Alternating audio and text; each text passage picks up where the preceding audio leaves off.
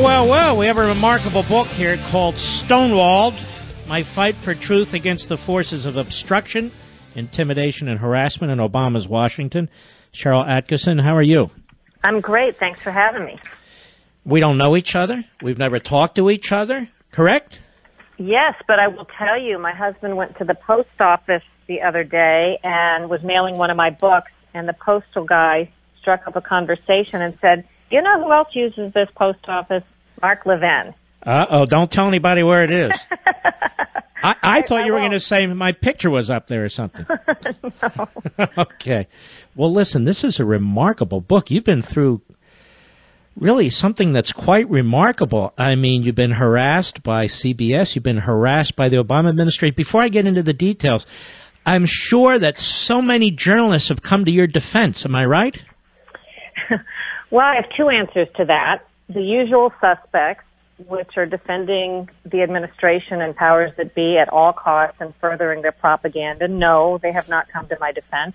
But I have been warmly welcomed and supported, much of it behind the scenes, by a lot of journalists who've made similar observations. I mean, this is now a consensus. It's not, it's not going out on a limb to say that this administration has treated journalists badly.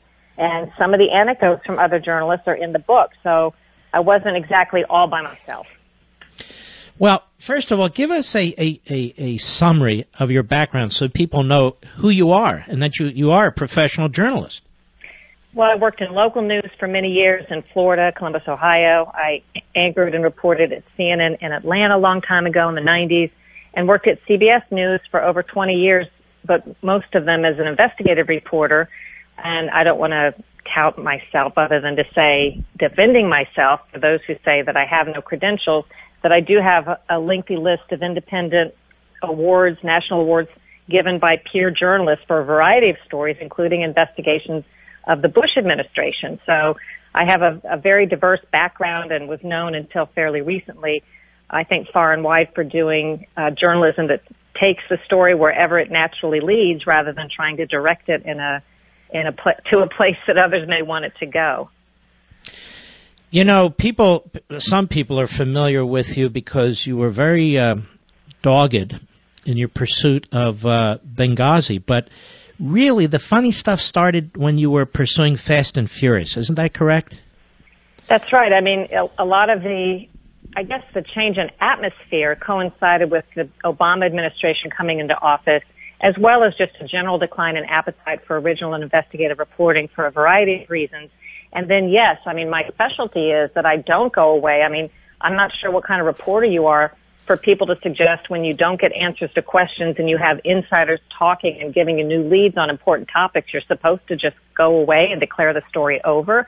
And I don't do that. And I think that's one way in which I've turned up really important information of the public interest in the past. But the last couple of years at CBS, when they seemed to sort of want a story stopped and it was getting a lot of pushback, and I continued my reporting duties, that didn't sit well with some people there. Mm-hmm. And, of course, Eric Holder was held in contempt, and this upset him to no end. But now we have more emails coming out on this, don't we? Well, yes. I mean, for the one and only time of his presidency, President Obama stepped in and exerted executive privilege to keep thousands and thousands of documents secret related to Fast and Furious, which, again, is another indicator to me that we don't have the whole story. And under court order, they were required to produce recently a log of, what are the documents that you're withholding? Give us a list. And some of them involve discussions about my news articles, my freedom of information requests, why the President of the United States had to step in to keep secret administration discussions about my news articles. I can only guess. I don't know the answer to that question, but it certainly makes me wonder. You moved on to Benghazi. You did really remarkable reporting and have on Benghazi.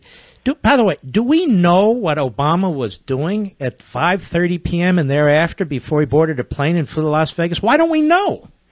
That's a great question that I think any inquiring mind should have, and that's one of the biggest unanswered questions to this day. Why is it a secret?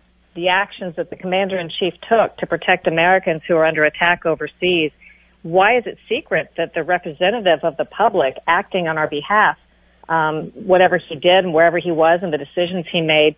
I don't understand why that's been so closely held, as well as photographs taken that night at the White House, which I've asked for, as well as a surveillance video that was promised to be released to the media, a declassified version around Thanksgiving of 2012, and then never materialized, and they won't answer that question. There are a lot of unanswered questions in Benghazi, and, you know, for what it's worth, I intend to keep pursuing them and following, you know, the Benghazi committee, which has obviously more authority than I do things such as call witnesses and issue subpoenas, but I'm hoping some of those outstanding answers will come.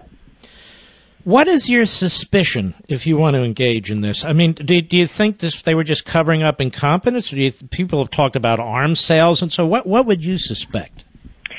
Well, you know, as a journalist, you go down every possible innocent explanation you can think of, and then all the other less innocent explanations. And I think I'll stick with saying you don't know what you don't know. It must be so bad that they don't even want to give us a little hint. So I don't know if it's that he was absent from the decision-making process. I don't know if that he was intimately involved in some bad decisions. Well, we know some bad decisions were made. I really don't know what it is that they're keeping so secret from us. I want to get into, if you can stay with me another segment, can you? Yes, I'd love to. I want to get into a little bit of this. What happened to your computer? What happened on the Internet? A line suddenly appears and so forth and so on. I mean, this is spooky stuff. It's like a movie, like a scary movie. So, Sharyl Attkisson, don't hang up. The book is Stonewalled, My Fight for Truth Against the Forces of Obstruction, Intimidation, and Harassment in Obama's Washington. You can get it on Mark Levin Show Facebook, Mark Levin Show Twitter. Go to Amazon.com, any major bookstore, even any minor bookstore. We'll be right back.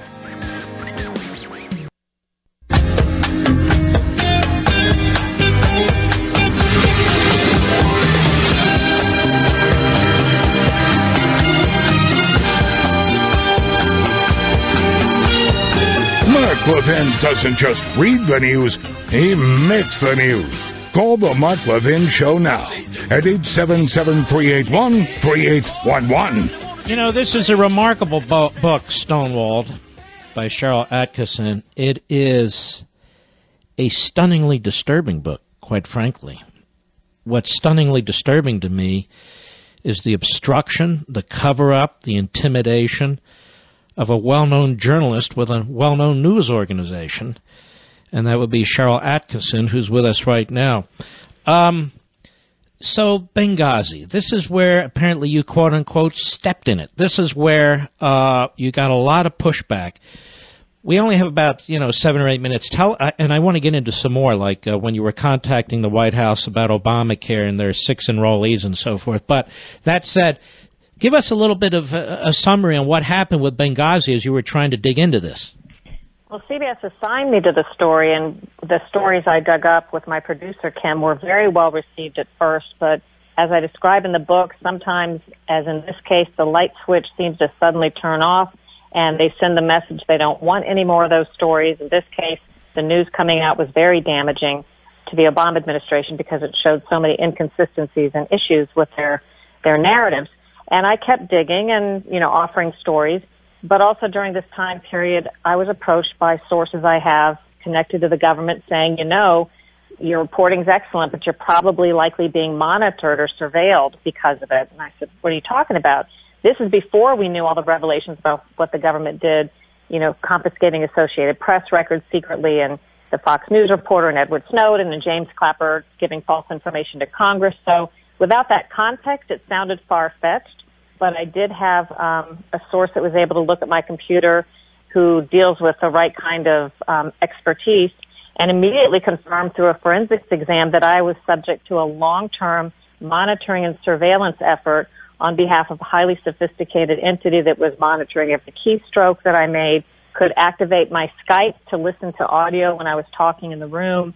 My email was in the CBS systems, had looked through my Benghazi file, was in my home computer as well. My Apple that my family uses had looked through Fast and Furious related photographs. I mean, this was very extensive.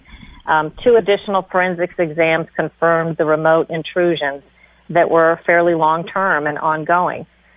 According to the forensics, the first one said that the software used that had been installed on my computer was proprietary to one of 4 government agencies. And my own forensics expert, which is conducting an ongoing investigation, has also found what he sees as evidence of a government connection. This is unbelievable. Do you think this to me is worse than Watergate, when they were tracking down the break-in and so forth. Let me ask you something. Is there anybody or any subcommittee even on Capitol Hill that intends to really dig into this and take testimony and put people under oath? Well, I've been offered some help from some members, and I chose to sort of work behind the scenes with my own team. I will say Senator Coburn, on behalf of a number of journalists, posed questions to the Department of Justice about journalism and monitoring, and has still not gotten answers. It's been well over a year since he sent his first letter to Eric Holder asking about many instances, but including my case specifically, and has gotten basically non-answers from the Justice Department, which, the federal agencies can just thumb their noses at Congress, especially if their party is in control of that particular House, in this case the Senate. Perhaps the Republicans in the Senate can wield a little more influence for these federal agencies to actually answer their questions now that the Republicans have taken control of both houses. But this is really a significant constitutional First Amendment issue if the government is trying to intimidate you, monitor you, get your data, and so forth. And so I'm not surprised Holder didn't respond. You've been giving him a hell of a time, so he views you as the enemy. But therein lies the problem. If the enforcer of the law is potentially involved in the investigation, involved in perhaps breaking the law, and if this is all tied up and the media is not going to hold their feet to the fire, who's really going to be the one that does that? Nobody. You're exactly right. The system is busted. And here's the thing. In the past, it didn't matter what party you were in. If something like this was happening, people would rise up, politicians would raise their voices, editorial pages at the Washington Post and the New York Times would kick in, and all these things would happen. None of these things are happening. We have slowly it seems to me, almost come to accept this infringement on our rights and the idea that we may be surveilled and that the government gets to call the shots and may withhold access to things that we want if we don't behave the right way. I mean, I step back and look at it as an outsider, and it feels sometimes so Russian. And I don't understand why we haven't fought back harder as a press, not just against a political party, but against this idea that the federal government and each administration seems to be worse than the last, clamping down on information as if it owns the public's information, as if we have no right to see it or to know what they're up to, as if they're their own little private corporation and we're asking to see their proprietary secrets. We've really let this, I think, get out of balance. Do you think you know which agency or agencies might be involved in this? I've been given a name as to somebody by a human source who is responsible, at least in part, in the macro sense, as I say. I don't have technical details as to, the actual person sitting in front of a computer executing this software. I don't know who that is. Mm-hmm. Do you think it's ongoing? It's hard to say. I just operate as if it is because my sources have explained how easy it is for anybody that sophisticated to get into my systems. I'm no longer using the computers that were the subject of the forensic exams, obviously. But from what I learned, any computers any of us are using that hook up, they can get into if they wish to, quote, like butter. So I just operate, within the back of my mind that people can get access to your private material, not just the government, but, other sophisticated intruders. And from what I'm told, even Verizon can pop in there anytime they want to without much trouble. It's also conceivable they got one of these secret warrants to do this under some pretext about Benghazi and national security. I mean, that's what they pulled on some of these other reporters. They tapped into the phone line, which affected 20 reporters. They intercepted cell phone. You don't know me. I was chief of staff to Attorney General Edwin Meese. Did you know that in the Reagan administration? No, I didn't know. I don't remember us doing any of this. Well, one of my sources is who I think will know, will be able to step forward at some point in the not too distant future, worked in that field and said they never got near reporters. In his time, he said if you needed to monitor somebody and there was even a reporter unrelated living in the neighborhood, you stayed away because it was so sacrosanct, the idea that, the press should be protected. So obviously something's changed. I've had a number of government-connected people tell me the same thing, that the monitoring they think has gotten out of hand. The encroachment on private citizens with how they're being monitored has gotten out of hand. And that's how this whole subject came up and how I had the chance to have my computer looked at in the first place, because a lot of people in the government don't agree with that. Are you surprised how accepting of this one major political party in this country is? I mean, they don't talk about it. They don't seem to want to get to the bottom. Usually there's like one independent or gadfly out there who will jump up. Have there been any in your case? I'm trying to think if any. I have had Republicans reach out and offer to help when they heard about this. But any Democrats? I'm going to say I do have contacts with Democrats on the Hill that I've worked with on stories in the past, and I can't think of any of them specifically coming to me. I mean, I think this is pretty much, kryptonite to them, this subject. They wouldn't want to get mixed up into something that they thought could potentially implicate or lead to, where it could go. I don't think they would want to get mixed up in that. No, I can't think of any independents or Democrats that have approached me.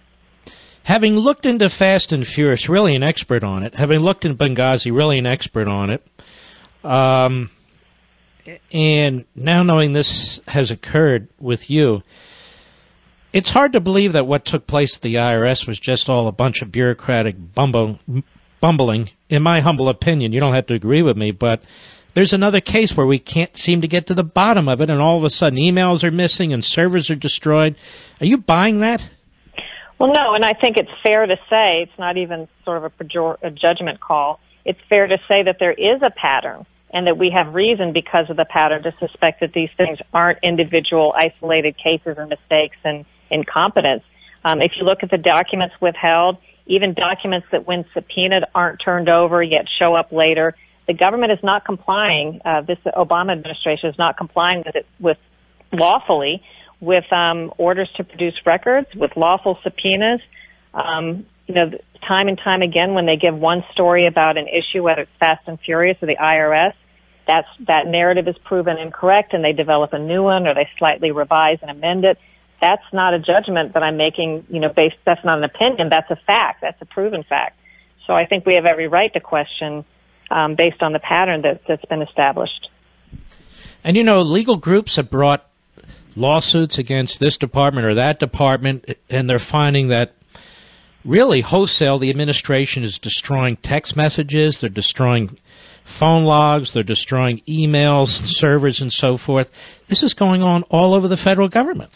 That's true, and this administration didn't invent that. If perhaps it's perfected it to some degree, but even past administrations were learning how to use email addresses outside the normal system so that they wouldn't be, they thought, responsible to produce them under Freedom of Information requests. There are all kinds of things and gyrations that federal officials go through to try to hide what they do from the public, forgetting, of course, that what they do is supposed to be in our best interest and, with very few exceptions, transparent. And we're supposed to be able to see and know all of that. But more often than not now, material is withheld, not produced. It's kept secret rather than, given to the public, which owns it. There's a great deal more in this book. I just want the audience to know that in Stonewalled by Sharyl Attkisson. That's who I'm speaking to, Sharyl Attkisson. But I do want to ask you a question quickly about the Affordable Care Act, which is less and less affordable. You made initial inquiries into this. I believe it was on Halloween. What happened? They would not give up a lot of figures and numbers. They falsely stated there were no enrollment figures, which I knew, just experience taught me, would not be the case. They would have some measure of how many were enrolling. And I had a source that gave me the number that they had collected, though they told Congress there weren't any and they wouldn't be producing any that early. And the numbers they collected show that there were 6 enrollees the first day, which was wildly worse than even the most dire projections someone could have made. I mean, it was just an indication of how disastrous the launch was. So that was at a time at CBS when they wanted the story before they didn't want the story. So we led the evening news that night with that, and it really took on a life of its own. because people could relate to that, the idea that all this money had been spent and that the website was such a disaster, only 6 people had enrolled the first day. And as you say, you had to get it from a source. The administration wasn't forthcoming, was it? Well, no, and they continued to declare, even when I was looking at the numbers, they just said there weren't any, they didn't have any, there wouldn't be any, and I was telling the public affairs person, I have some numbers, and I know you're collecting them, but I'm used to getting entirely false information. This is not the first time that happened. I mean, not even sort of beating around the bush and giving you a non-answer. They just provide completely false information, and it shocks me that the media so often, some in the media, will take the latest press release or number that they put out, whether it's healthcare.gov or anything else, and take that like it must be true with no documentation or independent verification. And if you question it, despite their proven track record of providing misinformation, you're considered a troublemaker or a conservative for asking the question, which is really upside down to me. Well, conservative, that's like a combination of a mass murderer and a terrorist. You don't want to be called that. Now, Sharyl Attkisson, I have to go, but I want to tell you, this has been a fascinating interview. I want the audience to know there is a hell of a lot more in this book. And this book, to me, goes to the heart of the republic, goes to the heart of free speech. You're the kind of journalist that the framers, expected to keep an eye on the government. You're not a mouthpiece for anybody. I want to salute you and I don't know your politics. I don't even want to know your politics, but I want to salute you and thank you, and I want you folks in the audience, you need to check this out. This is very, very serious. Stonewalled by Sharyl Attkisson. You can get it on Amazon, Barnes & Noble, any bookstore, really, any warehouse bookstore as well. And we want to wish you the best. Thank you for coming on. Thank you so much for having me, Mark. I appreciate it. All right, take care. I'm dumbfounded. This is unbelievable. Tapping into her computer. And by the way, there's video of this. She put it online, right, Mr. Producer? She brought in forensic experts. They're still digging into this. You have to keep something in mind. If it can happen to somebody like this, it can happen to anybody. And, of course, Obama's fingerprints are never on anything. Anything. It's like the mob, for crying out loud. Worse. When I say this administration is Stalinist in many respects, I am not kidding. When I say there's a totalitarian mindset, I am not kidding.